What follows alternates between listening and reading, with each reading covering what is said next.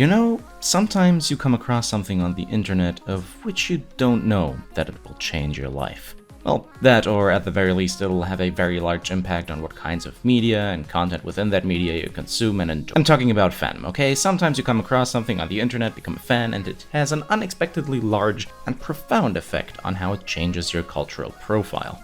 For me, something that caused a change like this was Vocaloid. Though in a fairly bizarre twist of fate, I've been a fan for almost a decade by now, before it hit me, just earlier this year. This will be quite a bit of story time, so go grab a drink, get comfy, and let me tell you the tale of my Vocaloid fandom. It was about 2011 and 2012, and I was just losing my preteen self's metal obsession, leaving me with a fairly undefined taste in music, but a slowly rising interest in the burgeoning field of electronic music that had started hitting the mainstream around that time.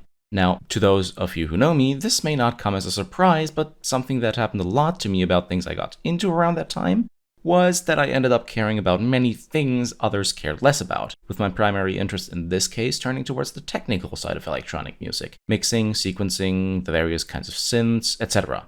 While not making any myself, I was more interested to how this kind of music was created, how it could achieve so many different sounds and convey or invoke so many different kinds of emotions. Around this same time, YouTube decided to, in a streak of genius much more common back then, recommend me a video of a certain concert performance of World Is Mine by an artist I'd never heard of, called Hatsune Miku. The thumbnail alone was enough to pull me in with wonder, since around the same time my anime fandom was kicking off, and that's an anime girl on the thumbnail. Needless to say, Miku immediately hooked me. After looking into her more, finding out about how she was simply a face for a piece of synthesizer software and had become so much more from there, just by virtue of being open to use for everyone, left me stunned. By their novelty alone, I embraced Miku as well as Rin, Len, and Luca, whom I learned of from my trip to Wikipedia as well, and let them pull me into their world of virtual idols. Now, contrary to what I might have made it seem like, my interest in Vocaloid stayed fairly shallow and unique if you look at other fans. Most of my fandom ended up being just listening to whatever music I came across, official stuff from Krypton Future Media, or the odd news article whenever Western media decided, hey, it's time to talk about that weird anime pop star from Japan again. My main interest was, once more, the technological side of things, as well as the farther cultural impact of Vocaloid, without myself ever actually really engaging with the community or learning anything about it or its producers. We're talking a level of ignorance due to conflict of interests that I never even heard of Owaka until he tragically died. And that's even though Rolling Girl was one of my favorite Miku songs. For me, it wasn't about the people Vocaloid impacted, it was about how it impacted them. The kinds of songs I could enjoy were also limited from the perspective I had, because my interest with Krypton's Vocaloids was more about the tech than the characters. The songs that I ended up really enjoying were those that didn't really challenge the technical hurdles that the software put up, but rather those that played with it, made clever use of or masked them well, which led me to disliking many of the most popular songs, especially Rin's and Len's, since most producers treated them more like the characters they envisioned for them, which often clashed with their very robotic sounds. Believe it or not, I somehow never heard remote control back then. However, my way of looking at Vocaloid ended up being challenged by the song that not only embodied the perfect Vocaloid song according to my interests, but also the one that ended up changing my life. At the time, Krypton had been talking about the next version of Vocaloid and what it would mean for their products. They had begun advertising for not only the return of Meiko and Kaito, who were introduced to me through this, but also an official English voice bank for their products, which just had me boiling with excitement. On August 24th, 2014, this excitement came to a fever pitch, as Krypton Future Media unveiled Miku Expo, a new series of international concert tours for their Vocaloids, the first of which would be held in LA and New York at the end of that year. And the song to accentuate this, at least for me, monumental moment in Vocaloid's history was Sharing the World.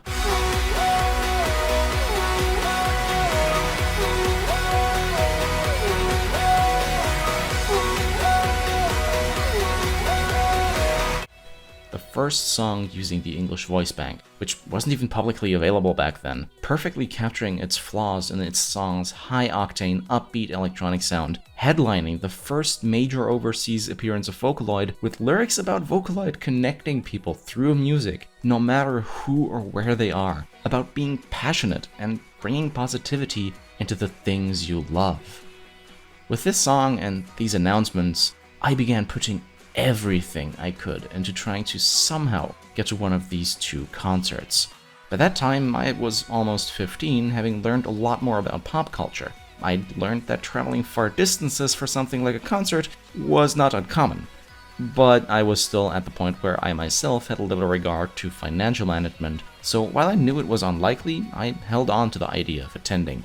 As that obviously fell through and the crushing reality of financial self-sufficiency came to me, and with none of the expos announced the following years being realistic travel destinations, as well as not knowing that Sharing the World was performed at a few of those other expos as well, I held on to the hope of going to a Vocaloid concert.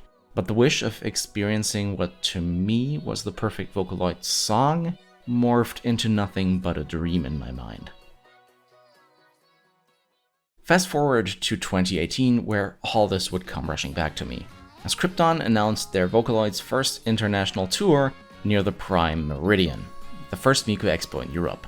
I was ready to travel anywhere I had to, since at this point I had my own job and some mild disposable income, and travel within the EU is fairly cheap for the distance. But I hadn't even to worry about that, as one of the cities they were performing in was Cologne, not even an hour's drive away from where I lived at the time. Needless to say, I went and had an outstanding time. With the seats square in the center of the floor area of the venue, I had a great view of the stage, and while waiting in line before the concert, I met an amazing group of people with fans ranging from ones with similar amounts of engagement like me, to a guy that has multiple compact backlight projectors like the ones they used for the concert set up through his house, hooked up to a smart speaker system, and a modified instance of Piapro Studio running on his server, giving him a literal made Miku. Anyways, that absolute mad light aside, in the end, even with an absolutely amazing experience under my belt, I ended up being just a little disappointed in the concert.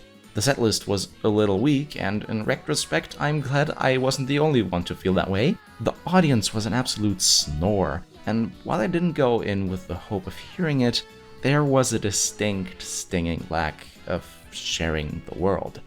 Following this was the announcement of Miku Expo 2020 the year after, celebrating the 5th anniversary of the event and also coming to Europe. This time, two venues were close to me, so after a bit of debate whether to go to Berlin or Amsterdam, I decided for latter, since an internet friend of mine was also going there with the group of friends that was surfing the entire Europe tour. We had a few good hours of fun in an arcade the night before the concert, and I properly introduced myself on the way back, with everyone ending up talking about Vocaloid and what they loved about it, their favorite songs, all that kind of stuff. When it came my turn, I gave them a similar rundown as to what you're hearing right now, with one of them saying, "Well, if you really want to hear it that bad, I guess you'll just have to go to concerts until it happens." Sometimes foreshadowing is relatively obvious. The following day, we spent a good 5 hours in the VIP queue as a group, surgically inserting a posable skeleton to a linen plushie in an act that did totally not look like we were building a bomb. Anyways, entry was opened and we settled into our unreserved spots barely 10 meters away from the stage, with my father being an absolute legend, coming in clutch, PayPaling me some money so that I could pick up a second glow stick and still eat for the rest of the trip. As the concert started, the crowd immediately ripped me out of reality and into the cosmos of Vocaloid that I had already been exposed to since the night prior. The excitement of everyone around me jumping and waving their glow sticks, the palpable radiance of the band and Vocaloids, and the absolute kick-ass banger set captivated me like nothing else had in my life before. After just over an hour in, that fever pitch from 2014 came flooding back. I knew nothing about the setlist for this or prior concerts, so when after the band introduction, Decade and Blue Star, as well as Music Like Magic were played, my heart stopped.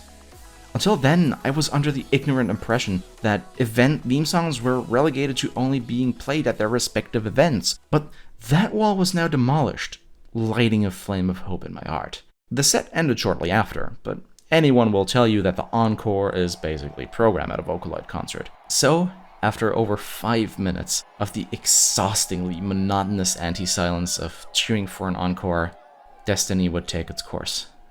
In a moment that had been built up for over 5 years. I didn't even have to hear the riser that kicks the song off. The moment Miku zapped back onto the stage, I knew exactly what was about to happen. And it was in that moment when I felt a connection open. A connection with Miku, a connection with the band members, a connection with the fans in the concert hall around me, and a connection with those who couldn't come even though they wanted to, and a connection with all other Vocaloid fans in the world. It broke down my awkward hesitance and disregard for the Vocaloid community. To others, this realization was probably obvious from the beginning, or they had it much earlier in their fandom.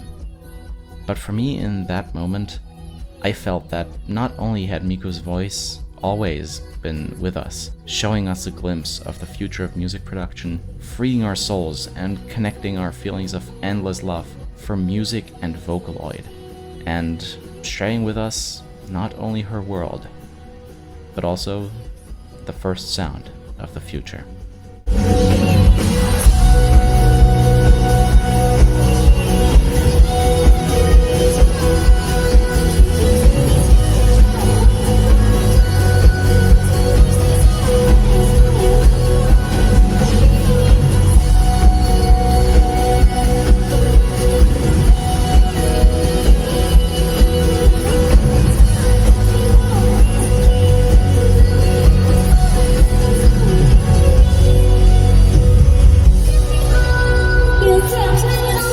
Hey, it's me Bisa here at the end of this video, just to talk a few things out.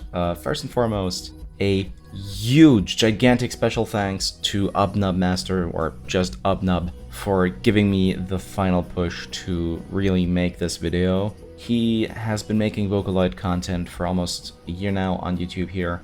He's the only one who I've really seen doing video essays and that kind of stuff, especially in English. And his channel has been going completely ballistic recently. And in that wake, I also discovered him, and his content was what really got me interested into that other side of the Vocaloid community, the stuff that I was never really interested in as I went over in this video. And I contacted him on Twitter, and he gave me a few encouraging words when I asked him on his opinion on sharing the world, because I wanted to get another perspective. And yeah, he gave me some encouraging words, and it was what really pushed me over the line to make this video after I've been thinking about it for ever since January, ever since with the concert. Which brings me to my second point.